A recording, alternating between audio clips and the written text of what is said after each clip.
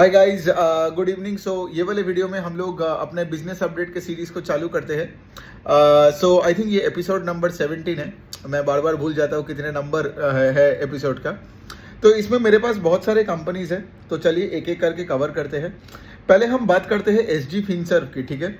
तो SG Finserv एक NBFC है, ठीक है। इनका इनका रिसेंटली कुछ सारे प्रॉब्लम्स चल रहा था आरबीआई के साथ, जो अभी इनका सॉल्व हो गया है। तो पहले अगर मैं थोड़ा मॉडल का बात करूं, एसजी फिनसर्व एक एनबीएफसी, वो किसको फाइनेंसिंग करते हैं?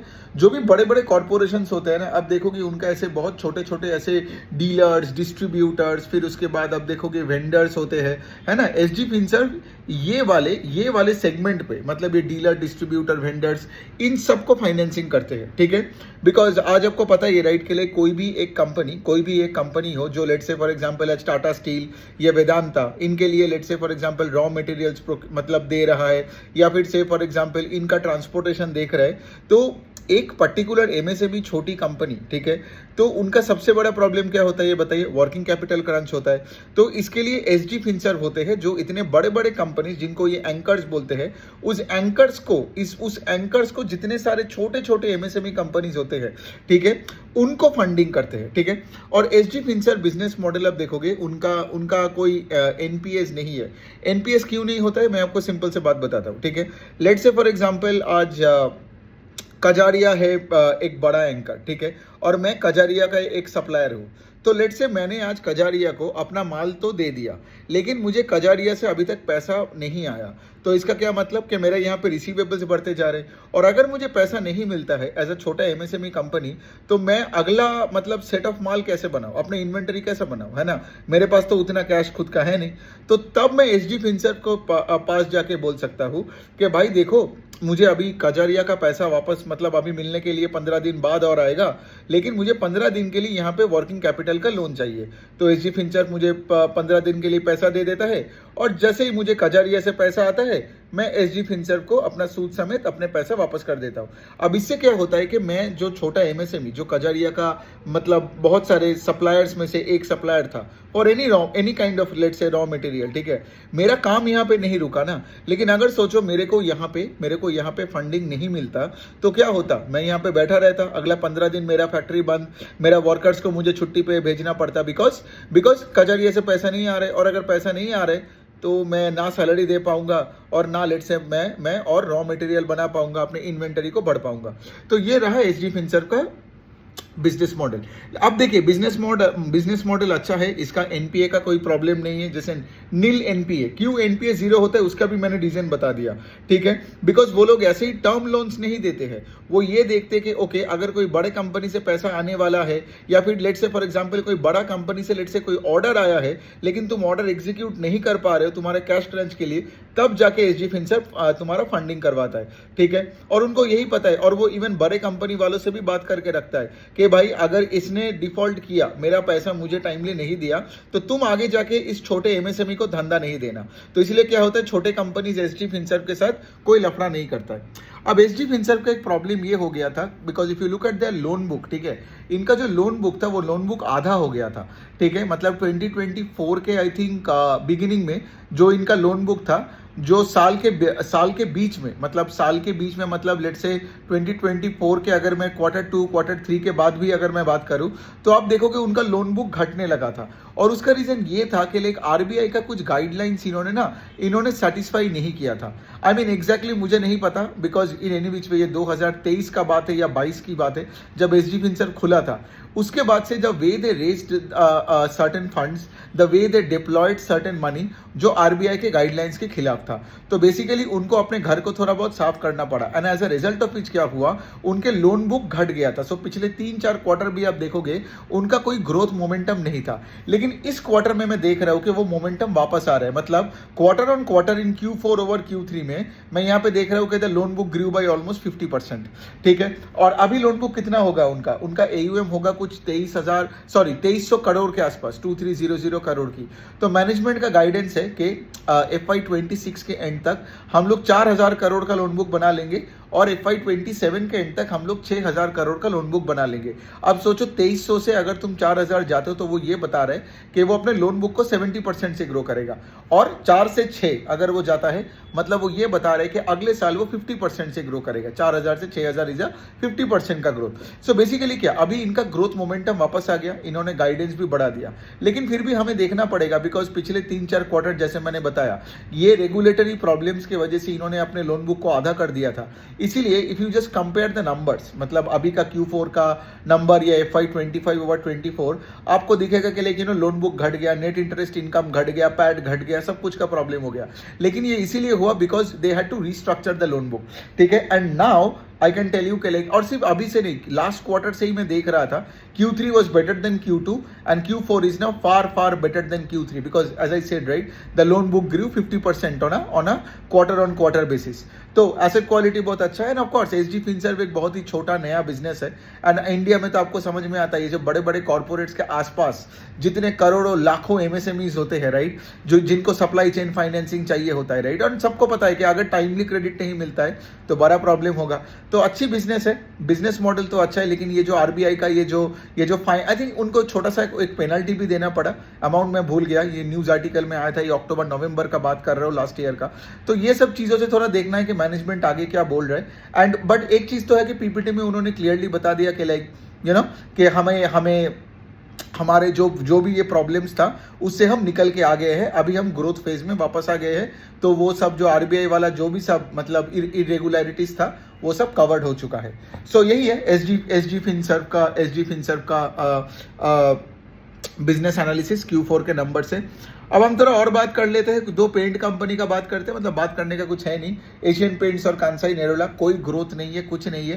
देखो पेंट सेक्टर में कोई भी कंपनी का पढ़ोगे तो अल्टीमेटली वही बात करेगा कि भाई डिमांड चली गई है, इंक्रीज कंपटीशन है जो कि बिरला ओपस के वजह से आया हुआ है, एंड उसके साथ साथ ऑफकोर्स सब यहाँ पे डाउनग्रेड कर रहे हैं। मतलब क्या, यहाँ पे जो प्रीमियम क्वालिटी का जो पेंट्स लोग खरीदते थे पहले, अभी उतना नहीं खरीद रहे, ठीक है। तो बेसिकली क्या हो रहा है, यहाँ पे वैल्यू डिग्रोथ भी हो रहा है, वॉल्यूम का भी डिग्रोथ हो रहा है। इसी वजह से if you look at Asian paints Q3 over Q3 में, ठीक है, उनका 6-7% का सेल्स डाउन था।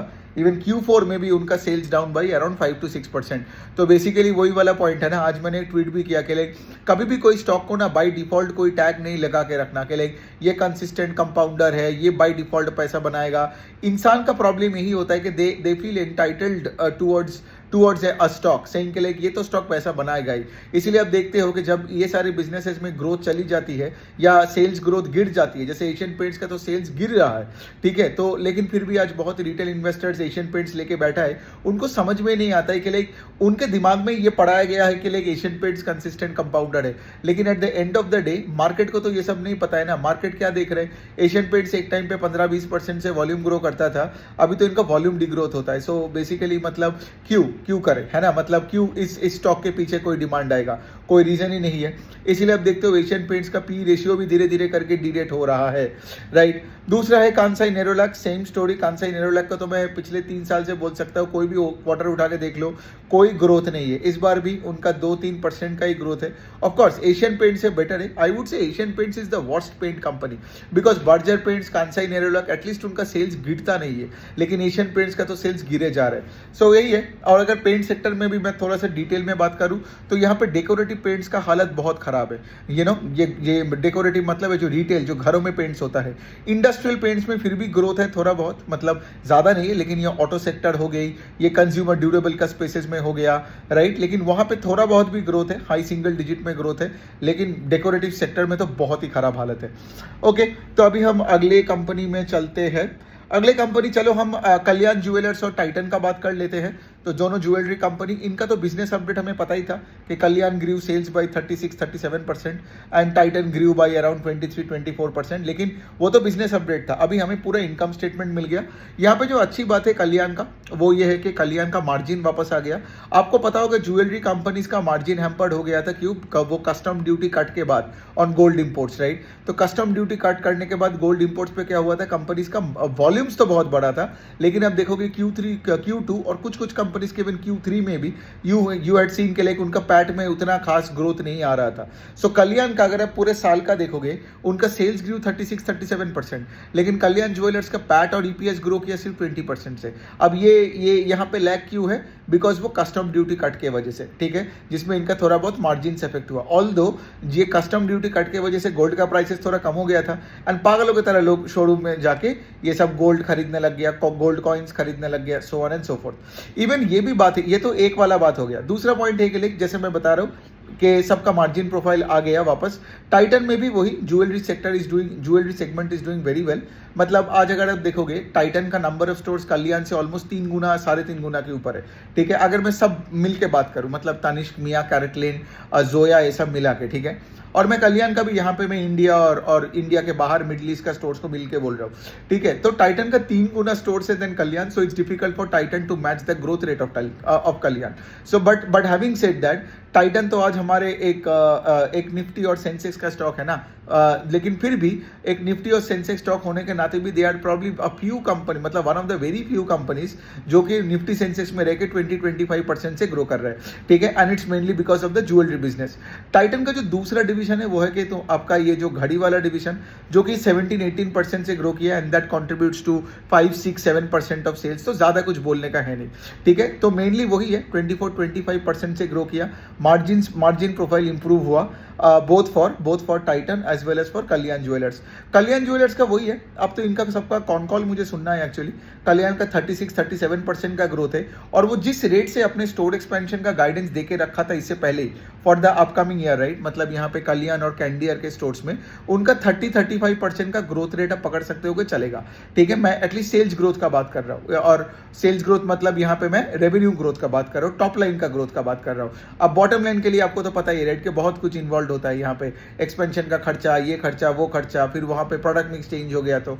और हाँ, प्रोडक्ट मिक्स चेंज से याद आया कि आप देखोगे ये जो ग्रोथ आया, लेट से कल्याण का 36% का ग्रोथ, टाइटन का 26% का ग्रोथ, इसमें जो majority part of the growth आया है, ये आया है from gold price hikes, right. आपको तो पता है गोल्ड प्राइसेस कहां से कहां चला गया, तो जितना गोल्ड प्राइसेस बढ़ा तो कंपनीज को भी इतना वैल्यू ग्रोथ मिला.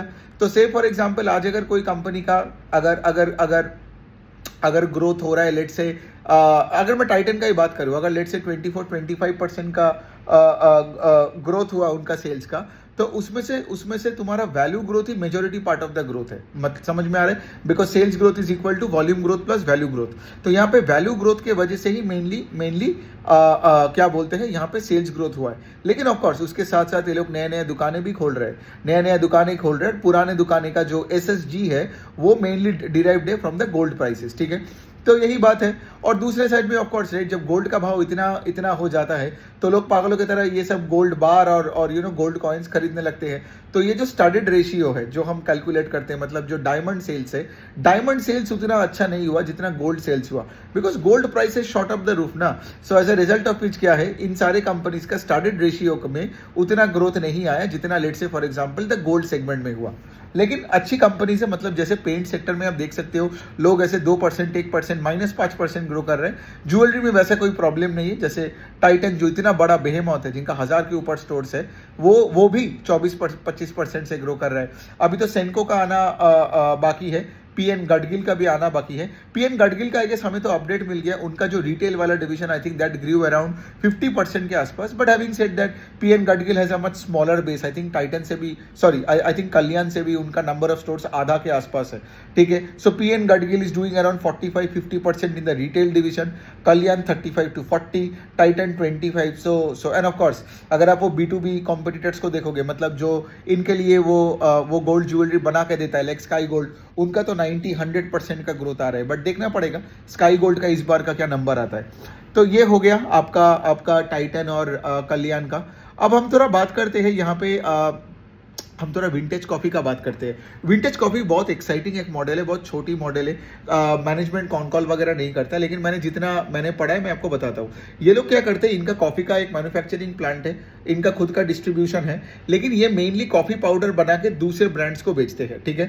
अब रिसेंटली उन्होंने क्या किया, अपने ब्रांड पे भी मतलब ये पैकेट करके खुद का लोगो लगा के भी बेच रहा है, और ये लोग स्टारबक्स की तरह कॉफी का शॉप्स भी बिठा रहे हैं। लेकिन मेनली आज भी ये कंपनी का मेन काम क्या है, मेन काम है कि ये आपका दूसरे ब्रांड्स के लिए ये ड्राइड कॉफी पाउडर बना के देता है, ठीक है, हाई क्वालिटी कॉफी पाउडर बना के देता है। अब ये कंपनी का ये चीज़ है कि इनका नंबर्स बहुत अच्छा आता है। मैं आपको थोड़ा बहुत अगर इनका नंबर्स भी बताऊं तो इनका सेल्स ग्रू 150% और इनका profit after tax grew by 260%। ये Q4 का बात कर रहा हूँ। और अगर मैं पूरा FY25 ओवर 24 भी लूँ, ठीक है, इसका भी आई थिंक पूरा FY25 में भी ओवर 24 में sales grew I think north of 130%। So vintage coffee एक बहुत ही छोटी कंपनी है and it's scaling up very fast. और इनका मेन मार्केट कहाँ है पता है, जो कॉफी पीने वाले लोग यूरोप में और यूएस में, ठीक है। इनका आई थिंक इंडिया में कितना होगा, 10-15% ऑफ सेल्स इंडिया से आता है। लेकिन सिंस यहाँ पे ये लोग वो मार्केट को टारगेट कर रहे हैं जहाँ पे लोग बहुत बहुत कॉफी पीते हैं। मतलब दुनिया में तो बोला भी जाता है कि पानी के बाद सबसे ज्यादा पीने वाला जो बेवरेज है वो आपका कॉफी है। अब यहाँ पे मैं आपको एक चीज एक थोड़ा सा एक बात बोलना चाहता हूँ। क्या होता है ना, जब कोई कंपनी इतना अच्छा रिजल्ट करता है तो आपका दिमाग में यही आता होगा ना कि क्या ये ग्रोथ रेट सस्टेन करेगा 150, 140, 130%। तो इसका आंसर आपको तभी मिलता है जब आप कंपनी का केपेक्स का प्लान्स जानते हो, ठीक है। तो मैं आपको एक बेसिक एक आइडिया देता हूँ कि यहाँ पे इनका केपेक्स का प्लान्स क्या क्या है। सो बेसिकली क्या है इनका पहले 8200 MT का कैपेसिटी था, ठीक है। मतलब एक सिंपल एग्जांपल लेके बोल रहा हूँ, ठीक है। मतलब इस साल के बिगिनिंग में 2025 के बिगिनिंग में इनका था 6500 MT का कैपेसिटी। जैन में उन्होंने क्या किया, 1700 MT ऐड किया, तो 6500 और 1700 मिला के बनता है 8200 का MT, जो कि मार्च तक, मतलब ये आई थिंक फेब या मार्च का डेटा का बात कर रहा हूं मैं। मुझे बाय द वे इनका लेटेस्ट अपडेट नहीं पता, ठीक है, लेकिन मैं बता रहा हूं इनका प्लान्स क्या था। और जो ये 8200 MT है, उन्होंने ये भी बताया था कि वो लोग और 4500 MT कैपेसिटी ऐड करेगा। मतलब 8200 से 4500 और ऐड करो तो आपका कितना बनता है बोलो, 12,500-13,000 MT के आसपास।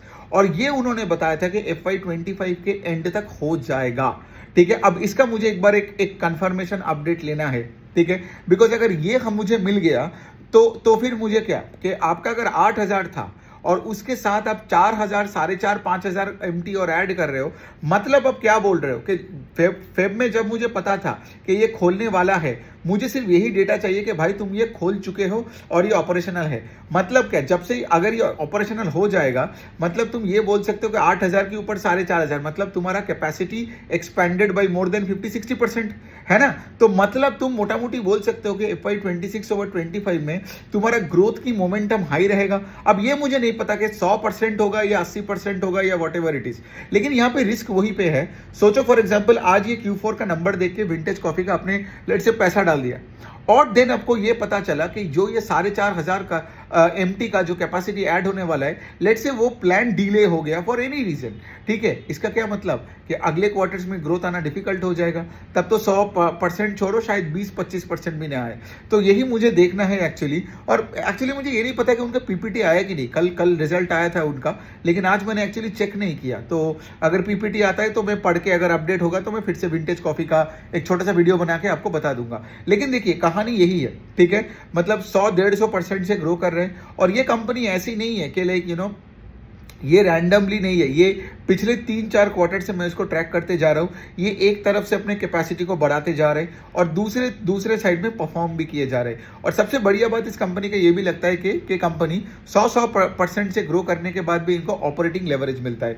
सो अच्छी कंपनी है विंटेज कॉफी। और उसके साथ साथ अभी इनका रिटेल प्रेजेंस भी बढ़ा रहा है। मतलब क्या, अपना जैसे उन्होंने क्या किया, उन्होंने रिसेंटली एक नया पैकेजिंग का लाइन बनाया। तो अभी क्या बोल रहे हैं कि देखो, अगर आपने लेट से फॉर एग्जांपल कोई बड़े वॉलमार्ट में कोई लेट से कोई कॉफी का कंपनी है, उनको लेट से आप कॉफी बना के देते हो, वो सिर्फ लेबल लगा के बेचता है, ठीक है, तो उसमें आपका मार्जिन कम होता है एज विंटेज कॉफी। लेकिन अगर लेट से अपने बल्क में ना बेच के अपने लेट से सैशे में अपना ब्रांड लगा के उसको रिटेल में डिस्ट्रीब्यूट करवा देते हो, तो वहां पे क्या होता है, it becomes a higher margin product, right. एक और बात मैं बोल सकता हूं कि टाटा कॉफी आई, जैसे इस कंपनी के बारे में तो सबको पता ही होगा।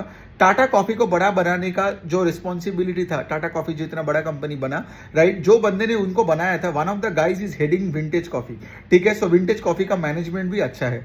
सो यही है, लेकिन वही ऑन कॉल वगैरह नहीं करता है, मतलब ज़्यादा वो guidance and all this things हमें मिलता नहीं है। वही साल के एंड में एक एनुअल रिपोर्ट आता है और एक पीपीटी कभी कभार भेज देता है, तो बहुत बढ़िया होता है। सो यही है विंटेज कॉफ़ी का। यूनाइटेड ब्रीवरीज का थोड़ा बात कर लेते हैं, जो ये किंगफिशर का ये बियर का पोर्टफोलियो मैनेज करता है। इनमें उतना कुछ खास ग्रोथ नहीं है, 4-5% का ग्रोथ है। आपने देखा रेडिको खैतान ने बहुत अच्छा किया है ना, 20% के आसपास से ग्रो किया, बिकॉज उनका पॉपुलर सेगमेंट का बहुत तगड़ा से ग्रोथ आया, और रेडिको खैतान ने 20% से ग्रो किया। लेकिन ये यूनाइटेड स्पिरिट्स नहीं, ब्रीवरीज, मतलब ये किंगफिशर का मैं बात कर रहा हूँ, यहाँ पे 4-5% का ग्रोथ है। और यहाँ पे नॉर्थ का मार्केट एकदम ही ग्रो नहीं कर रहा है, ईस्ट में बंगाल अच्छा नहीं कर रहा है, ठीक है। और मतलब द होल पॉइंट इज के लाइक यहाँ पे वो लोग बताते तो है कि लाइक हाँ भाई प्रीमियम कैटेगरी बेटर कर रहा है, as a result of which यहाँ पे सेल्स ग्रोथ 9% है, even the volume growth is 5%, because बाकी का 4% वैल्यू ग्रोथ से आया है। वो किंगफिशर का वो अल्ट्रा एंड वो सब बेच रहे हैं, तो वहाँ पे ऑफकोर्स मार्जिन ज़्यादा है। बट भाई हैविंग सेड दैट, ये 5% और 9% से मुझे उतना दिलचस्पी नहीं है, और ऐसे स्टॉक्स पैसा भी नहीं बनाते हैं। लास्ट एक कंपनी का हम बात कर सकते हैं जो अच्छा कंपनी है, सिम्फनी करके, जो मैं बोल सकता हूँ एयर कूलर का पायोनियर है, not only in India but all around the world. I think ये 50-60 साल पुरानी ये कंपनी है, एयर कूलर बनाती है, ठीक है। वो आपका रूम एसी या पंखा, इनका उतना बड़ा कुछ पोर्टफोलियो नहीं है, एयर कूलर बनाता है जो ये स्टैंड में खड़ा रहता है ना। और ये एयर कूलर हर जगह की बनाती है, मतलब से इंडस्ट्रियल कूलर हो, वेयर हाउस का हो, या आपका रेसिडेंशियल प्रॉपर्टी का हो, ठीक है, बड़े छोटे हर जगह में, दुनिया में कहीं पे भी आपको कुछ कूलिंग टेक्नोलॉजी की ज़रूरत हो, एयर कूलर की ज़रूरत हो, तो सिम्फनी इज़ द कंपनी। अब सिम्फनी का यहाँ पे मुझे अच्छा लगता है, एक तो रिजल्ट अच्छा आया, दूसरा मैनेजमेंट ने क्या किया, कुछ डाइवेस्टमेंट्स किया। और देखिए द पॉइंट इज, कभी कभार क्या होता है ना, मैनेजमेंट इतने सारे चीज़ों को अपने प्लेट पे ले लेता है कि वो कहीं पे ढंग से फोकस नहीं कर पाता है। सिम्फनी का मैनेजमेंट ने क्या किया, अपना जो विदेश में, आई थिंक एक है ऑस्ट्रेलिया, दूसरा कहाँ है, दूसरा आई थिंक मेक्सिको होगा, I don't recall correctly. Australia और मेक्सिको में उन्होंने जो कंपनीज को खरीदा उनको डाइवेस्ट कर दिया, बिकॉज उनका कहना है कि इंडिया में इतने सारे मौका है, प्लस आज उनको ये जो ब्राज़ील का मार्केट है, यूएस का मार्केट है, यहाँ पे उनको बहुत तगड़ा स्कोप दिख रहा है, ठीक है। तो इसीलिए उनको सिर्फ ऐसे ही 3-4 मार्केट में फोकस करना है, और जो कि मुझे अच्छा लगता है, because if you are focused with let's say one product line, मतलब प्रोडक्ट लाइन और भी हो सकता है, लेकिन मुझे एक फोकस्ड मैनेजमेंट चाहिए ना। नहीं तो क्या है, तुम इतने जगह तुम फैल जाओगे, तुम्हारा आरओई का नंबर कभी ढंग से बढ़ेगा नहीं, तुम्हारा आरओसी का नंबर कभी अच्छे से बढ़ेगा नहीं, राइट। मतलब इतना बड़ा कॉन्ग्लोमरेट लेके कभी उतना पैसा नहीं बनता है। सो एनीवे, तो ये अच्छा लगा मुझे कि ये लोग फोकस का बात किया कॉन कॉल में। दूसरा चीज़ ये भी है, मुझे लगता है कि लाइक अभी देखिए यहाँ पे सिम्फनी का जो एयर कूलर है उसका सबसे बड़ा कॉम्पिटिटर कौन है बताओ, चाइना का कूलर्स, करेक्ट। अब ट्रंप आके क्या किया, ट्रंप ने आके चाइना पे कुछ 148% का टैरिफ लगा दिया, लेकिन इंडिया में टैरिफ कितना लगाया, 26%, 26%। सो गोइंग फॉरवर्ड अगर यूएस में कूलर वगैरह खरीदना हो तो इंडिया से ऑर्डर ज्यादा आएगा। सो बेसिकली क्या हुआ, सिम्फनी का मैनेजमेंट यही बता रहे हैं कि ये जो हुआ, मतलब चाइना में शायद 150% का टैरिफ टिकेगा नहीं, लेकिन फिर भी एक आर्बिट्राज तो रहेगा ना। चाइना का टैरिफ कभी 26% नहीं होगा इंडिया की तरह, घट के भी कितने ही होगा, 50%, 40%, लेकिन वो इंडिया से ज्यादा ही उनको देना पड़ेगा, है ना। तो as a result of which यहाँ पे इंडियन गुड्स के लिए बहुत अच्छा है।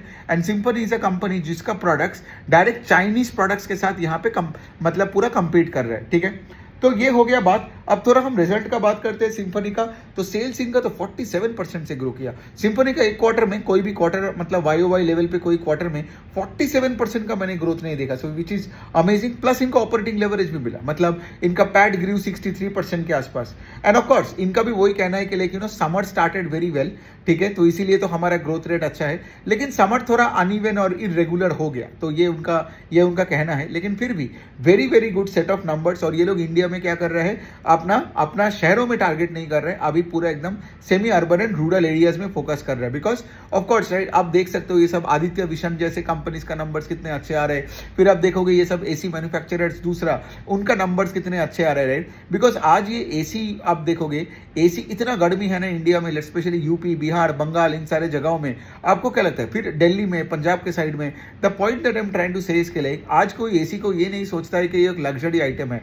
एसी ये एक एसेंशियल आइटम है। तो आप देखोगे एसी, कूलर, कोई भी कूलिंग प्रोडक्ट जैसे फ्रिज, ठीक है, अब कोई थोड़ी ऐसा सोचेगा कि एक फ्रिज एक लग्जरी आइटम है, फ्रिज एक एसेंशियल है ना। जैसे आप ये दाल चावल खरीदते हो तो आपको लगता है कि फ्रिज भी दाल चावल की तरह ही है, इवन एसी भी दाल चावल की तरह हो गया। और सोचो आज इंडिया में हर गांव में आपका पावर जनरेशन है, इलेक्ट्रिसिटी है, ऐसा कोई प्रॉब्लम है नहीं। तो अगर इलेक्ट्रिसिटी हर जगह है तो एसी और फ्रिज तो हर जगह बैठेगा। और इंडिया आज भी अगर आप देखोगे when it comes to cooler and AC and fridge, दूसरे डेवलप कंट्रीज से इंडिया का पेनिट्रेशन कतई कितना कम है। इसीलिए you would see all this AC manufacturers, AC dealers, distributors, cooler manufacturers, distributors, they are all growing at a fast pace because ये एक बड़ा मेगा ट्रेंड चल रहा है towards buying more and more cooling products, ठीक है। और ये कंपनीज को क्या करना पड़ रहा है, ये सिर्फ अपना डिस्ट्रीब्यूशन को बढ़ानी है। जैसे सिंफनी को अभी और पैसा बनानी है तो क्या करना है, उनको सिर्फ ये टायर 2, 3, 4, 5, 6 विलेजेस में जाओ, सिटीज में जाओ और वहां जाके अपने डिस्ट्रीब्यूशन को बढ़ाओ।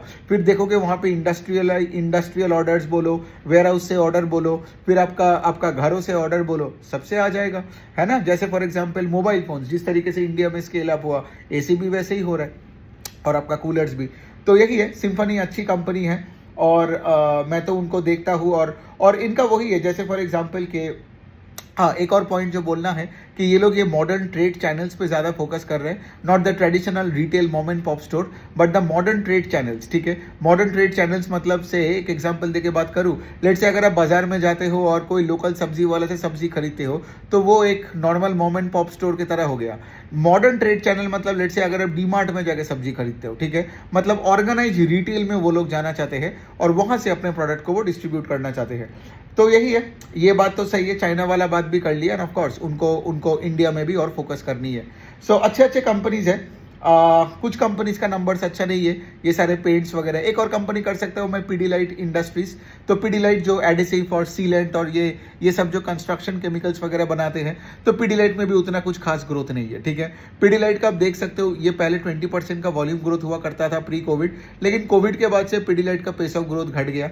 अभी ये कितना 8-10% से अपना टोटल जो ये कंज्यूमर एंड बाजार वाला सेगमेंट बोलते हैं, मतलब उनका जो मेन फेविकॉल का जो मार्केट है, ठीक है, फेविकॉल का मार्केट मतलब यहाँ पे वही है ना, इनका कारपेंटर से लेके सारे मतलब उनका जो पूरा जो ये है अपना जो क्या बोलते हैं उसको, जो नेटवर्क है ना, तो वही पे है कि उतना डिमांड नहीं है अभी। फेविकॉल का डिमांड है लेकिन वही ग्रोथ उतना है नहीं, 8-10% का है, ठीक है। तो ये सब एशियन पेंट्स, फेविकॉल मतलब यहाँ पे पीडीलाइट, फिर आपका यहाँ पे कांसाई नेरोलैक, ना इनका कोई गाइडेंस अच्छा होता है, ना इनका कोई नंबर्स अच्छा होता है। इनका अगर आप कॉन कॉल सुनोगे या इनका अगर रिजल्ट देखोगे तो मैनेजमेंट हमेशा वही हाई कंपटीशन का बात करेगा, इन्फ्लेशन का बात करेगा, फिर उसके बाद ये भी बोलेगा कि डिमांड सबड्यूड है। और उनका अगर आप देखोगे ना, इनका जो अगर आउटलुक देखोगे तो आउटलुक देख के आपको लगेगा ये एक्चुअली कोई स्पेसिफिक आउटलुक नहीं है। ये लोग वही बताएगा कि लाइक अगला मानसून अगर ठीक हो गया, गवर्नमेंट की अपेक्षा अगर बढ़ गया तो फिर उसके बाद से शायद हम ठीक हो जाएंगे।